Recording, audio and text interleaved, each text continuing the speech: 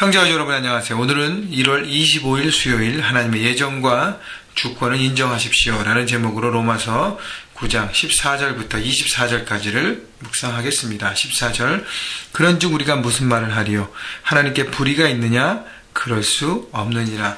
자, 이렇게 바울이 얘기하면서 이렇게 반문으로 시작하는 것은 뭐냐면 앞에 있는 부분에서 나왔던 하나님께서 이삭의 두 아들, 쌍둥이 두 아들 중에서 큰 아들인 에서가 아니라 작은 아들인 야곱을 통해서 하나님의 언약을 이루게 하신 그 하나님의 선택이 불의하겠느냐는 것이에요.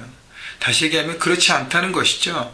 하나님의 주권, 온 세상을 다스리는 하나님의 통치와 다스림은 우리가 이해할 수 없고 깨달을 수 없는 하나님의 오묘한 진리가 있다는 것입니다. 그런데 이 하나님의 주권, 하나님의 다스림, 하나님의 예정, 이 모든 것들의 베이스는요, 바로 15절 16절에 나오는 바로 하나님의 긍휼입니다. 볼까요? 모세에게 이르시되 내가 긍휼히 여길 자를 긍휼히 여기고 불쌍히 여길 자를 불쌍히 여기리라 하셨으니 그런즉 원하는 자로 말미암도 아니요 다른 박질하는 자로 말미암도 아니요 오직 긍휼히 여기시는 하나님으로 말미암으니라. 자, 하나님의 주권과 하나님의 선택과 하나님의 통치는 그 베이스가 하나님의 긍휼하심이라는 것입니다. 하나님은 긍휼하신 거예요.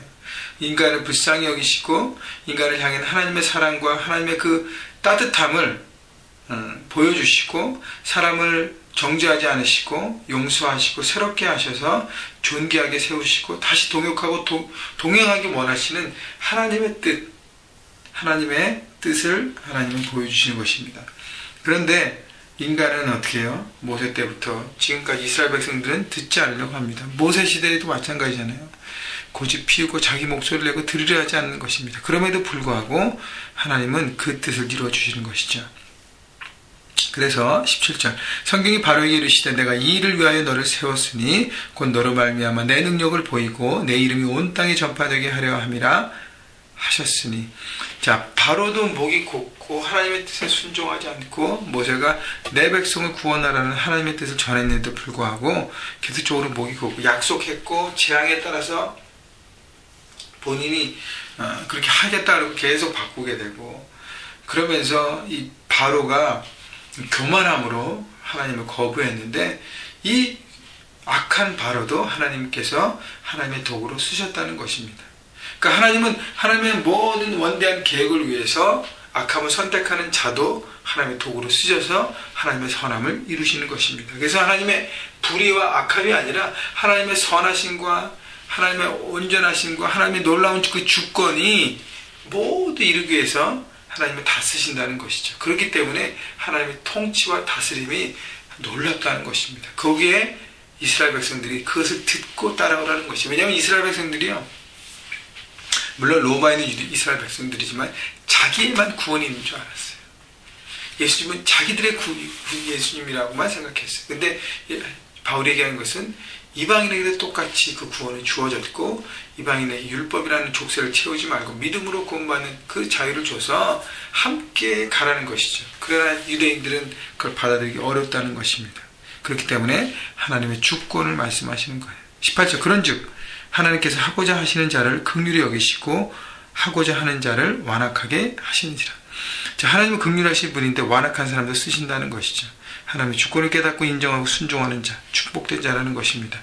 여기서 이제 큰 자와 작은 자를 섬기는 것, 이게 이삭의 아들 중에서 큰 에서가 아니라 작은 야곱을 쓰셨다는 그것도 바울이 예를 쓰는 것은 유대인 민족들은 하나님의 큰 아들처럼 여겨졌어요. 그죠? 이방인은 작은 아들입니다. 근데 하나님 작은 아들 쓰셨다는 것은 하나님 주권 안에 있으면 우리의 모든 것들은 아무것도 아니라는 거예요. 우리가 하나님 앞에 순종하고 그 말씀을 듣고 그분의 뜻에 따라서 따라가는 것이 중요하지 내 권리, 내 입장을 내세우는 건 아니라는 것이죠. 그래서 여러분 이 땅을 살아가면서 여러분의 권리, 여러분의 생각을 주장하는 것을 내려놓으십시오.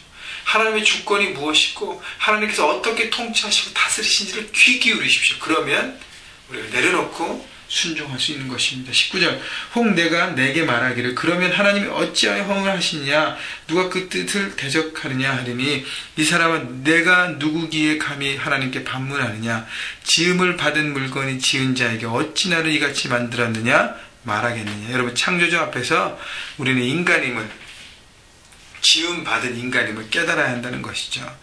왜 이스라엘 먼저 택하셨나요? 누군가 필요했어요.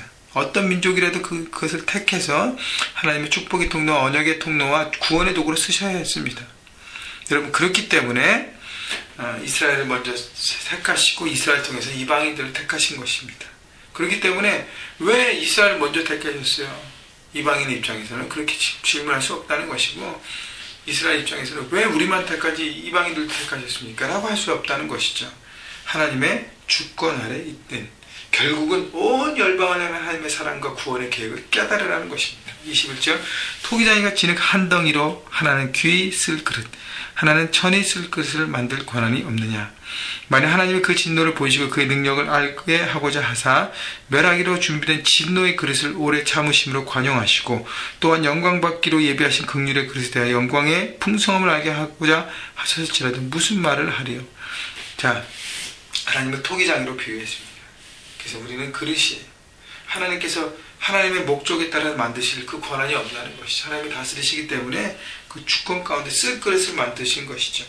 그래서 하나님의 진노의 그릇은 오래 참으시고, 또 영광받은 그릇은 더 풍성하게 주신 하나님의 선하심. 여러분, 그래서 하나님의 온전한 뜻은 뭐예요? 선하심이라는 것을 깨달으라는 것입니다. 하나님 앞에 순종하면, 그 뜻을 드리면 내 것을 막 하나님 원하지 않고, 그게 아니에요. 하나님의 그 마음을 우리가 깨닫고 이해하고 마음을 열고 받아들이라는 것입니다. 24절, 이 그릇은 우리니 곧 유대인 중에서뿐 아니라 이방인 중에서도 부르신 자니라. 자, 하나님께서 이스라엘 백성들을 그릇으로 쓰게 하시는 것은 이스라엘 민족만이 아니라 이방인까지도 모두 품으신 하나님의 놀라운 뜻을 하나님이 보여주시는 것입니다. 여러분, 그래서 여러분, 하나님이 우리를 왜 부르셨는가, 어떤 그릇으로 되기를 원하시는가를 생각해 보십시오. 중요한 것은 내가 하나님 앞에 지금 쓰여지고 있는가, 내 은사, 하나님께 주신 내 모든 달란트, 내 재물, 내 시간, 내 능력, 모든 것들 하나님께서 내가 쓰고 있는가, 아니면 그냥 내 것 쓰기 헉헉대고 있는가. 여러분, 돌아보셔서 하나님 우리 앞에 우리 토기장이같이 만드신 그릇이라는 거 여러분 잊지 마시고, 과연 나는 잘 쓰임 맡고 있는가 생각해 보시고, 오늘 하루도 여러분 삶의 현장에서 하나님 앞에 쓰여지는 인생이 되게를 주님의 이름으로 축원합니다. 그리고 하나님의 여러분 향한 하나님의 주권과 다스리신 하나님의 계획, 여러분 원대한 그 모든 것들을 생각해 보시고, 여러분 하나님 마음을 오늘도 품으시고 삶의 현장에서 승리하시는 여러분 모두가 되시기를 다시 한번 주의 이름으로 축원합니다.